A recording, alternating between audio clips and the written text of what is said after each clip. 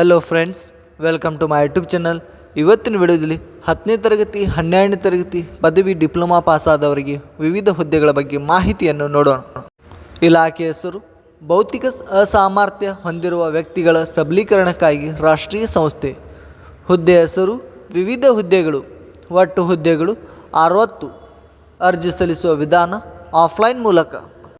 ವಿದ್ಯಾರ್ಥಿ ಯಾವುದೇ ಮಾನ್ಯತಾ ಪಡೆದ ಮಂಡಳಿಯಿಂದ ಅಥವಾ ವಿಶ್ವವಿದ್ಯಾಲಯದಿಂದ 10ನೇ ತರಗತಿ ITI PUC ಡಿಪ್ಲೊಮಾ ಪದವಿ ಸ್ನಾತಕೋತ್ತರ ಪದವಿಯನ್ನು ಮುಗಿಸಿರುವ ಅಭ್ಯರ್ಥಿಗಳು ಅರ್ಜಿ ಸಲ್ಲಿಸಬಹುದು.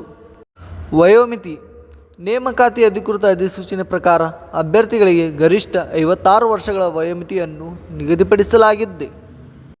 ವೇತನ ಶ್ರೇಣಿ ಅಭ್ಯರ್ಥಿಗಳಿಗೆ ಮಾಸಿಕ 55,000ರಿಂದ 70,000 ರೂಪಾಯಿವರೆಗೆ ವೇತನವನ್ನು ನಿಗದಿಪಡಿಸಲಾಗಿದೆ.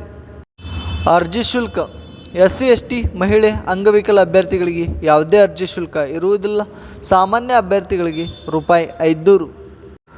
ಪ್ರಮುಖ ದಿನಾಂಕಗಳು: ಅರ್ಜಿ ಸಲ್ಲಿಸುವ ಪ್ರಾರಂಭ ದಿನಾಂಕ 6 ಜೂನ್ 2024. ಅರ್ಜಿ ಸಲ್ಲಿಸುವ ಕೊನೆಯ ದಿನಾಂಕ 19 ಜುಲೈ 2024.